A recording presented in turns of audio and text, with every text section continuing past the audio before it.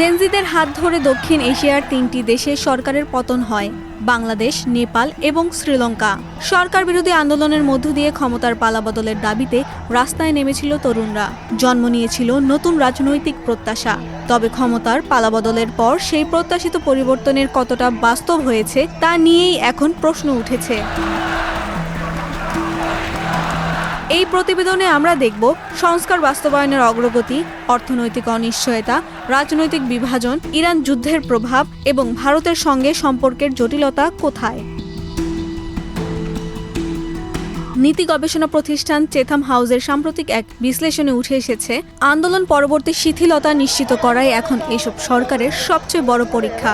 London ভিত্তিক এই আন্তর্জাতিক প্রতিষ্ঠান মনে করে, চলমান ইরান যুদ্ধের প্রভাব এবং ভারতের সঙ্গে জটিলতা সম্পর্কের কারণে এসব প্রতিকূলতা আরও তীব্র হয়ে উঠেছে। চেথাম হাউসের ওয়েবসাইটে প্রকাশিত নিবন্ধনটি লিখেছেন বিশ্লেষক ক্ষিতিজ বাজপেয়ী। প্রথমেই জানা যাক আন্দোলন থেকে ক্ষমতার পরিবর্তন প্রসঙ্গে। শ্রীলঙ্কায় অর্থনৈতিক বিপর্যয় ও জীবনযাত্রার সংকটের মধ্যে গণবিক্ষোভের ক্ষমতা হারায় গোতাবায়া রাজাপক্ষের সরকার।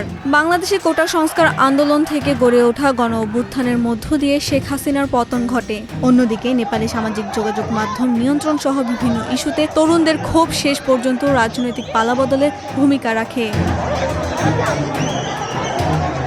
চেথাম হাউসের বিশ্লেষক ক্ষিতিজ বাজপেয়ীর মতে, 3 দেশই অর্থনৈতিক চাপ, দুর্নীতির অভিযোগ, স্বজনপ্রীতি এবং রাজনৈতিক অকার্যকারিতা জনগণের ক্ষোভকে তীব্র করে তোলে। সামাজিক যোগাযোগ মাধ্যমও আন্দোলন সংগঠিত ও সরকার বিরোধী জনমত তৈরিতে গুরুত্বপূর্ণ ভূমিকা পালন করে। তিনি লিখেছেন, অর্থনৈতিক সংকট, আর্থসামাজিক চাপ এবং অকার্যকর রাজনীতি, এই 3 কারণে জনগণের ক্ষোভ উস্কে দেয়। যদিও দেশগুলোতে আন্তর্জাতিক মুদ্রা তহবিলের আর্থিক সহায়তায় অর্থনৈতিক সংকট কাটিয়ে ওঠার চেষ্টা চলছিল। পালাবদলের পর নেপালের ভোটাররা প্রধানমন্ত্রী হিসেবে বেছে নেন সাবেক র্যাপার ও কাঠমান্ডু মেয়র বালেন্দ্র শাহকে। বাংলাদেশের মানুষ প্রধানমন্ত্রী হিসেবে বেছে নেন তারেক রহমানকে। শ্রীলঙ্কা বেছে নেয় অনুরাকুমারা দিশানায়েককে। এবার আসা যাক কেন চ্যালেঞ্জের মুখে এই 3টি দেশ। পরিবর্তনের আশা তৈরি হলেও শ্রীলঙ্কা, বাংলাদেশ ও নেপাল এখন ভেতর বাহিরে চ্যালেঞ্জের মুখোমুখি হয়েছে বলে মনে করছেন ক্ষিতিজ বাজপেয়ী। ক্ষমতায় আসার পর 3 দেশে নতুন সরকারই নানা চ্যালেঞ্জের মুখে পড়েছে। নেপালে দুর্নীতি বিরোধী অবস্থান নিয়ে জনপ্রিয়তা পাওয়া প্রধানমন্ত্রী বালেন্দ্র শাহ সরকার গঠনের অল্প সময়ের মধ্যেই ধাক্কা খান।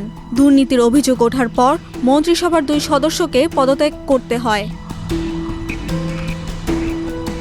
শ্রীলঙ্কায় অর্থনৈতিক সংকট মোকাবেলায় সরকারের কৃচ্ছ সাধন নীতি নিয়ে জন অসন্তোষ রয়েছে।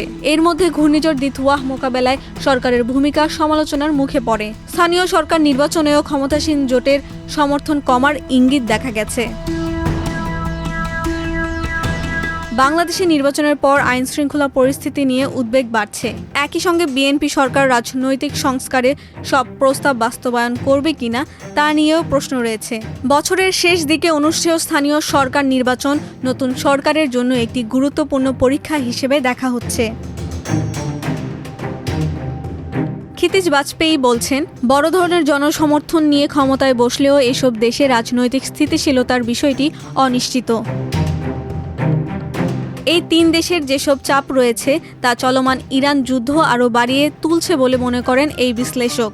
তার মতে, যুদ্ধের ফলে মূল্যস্ফীতি, জ্বালানি রেশনিং এবং অর্থনৈতিক ধাক্কা সামাল দেওয়ার সীমিত আর্থিক সক্ষমতার কারণে 3টি দেশই বড় ধরনের খেসারত দিচ্ছে।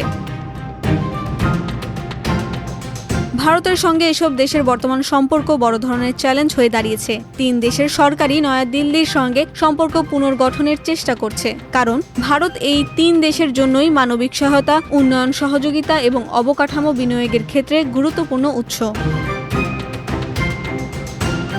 সম্প্রতি পশ্চিমবঙ্গ বিধানসভা নির্বাচনে বিজেপির জয়ের পর নয়াদিল্লি ও পশ্চিমবঙ্গ সরকারের মধ্যে সমন্বয় বাড়বে বলে ধারণা করা হচ্ছে। এই সমন্বয় ডিসেম্বরে মেয়াদ শেষ হতে যাওয়া ভারত বাংলাদেশ গঙ্গা যমুনা চুক্তি নবায়নের ক্ষেত্রে গুরুত্বপূর্ণ ভূমিকা রাখতে পারে। বাংলাদেশের সীমান্তবর্তী 5টি রাজ্যের মধ্যে 4টি এখন বিজেপি বা তাদের মিত্রদের হাতে রয়েছে। এসব রাজ্য থেকে পুশিনের ঘটনা সম্প্রতি 2 দেশের সীমান্তে উত্তেজনা তৈরি করেছে।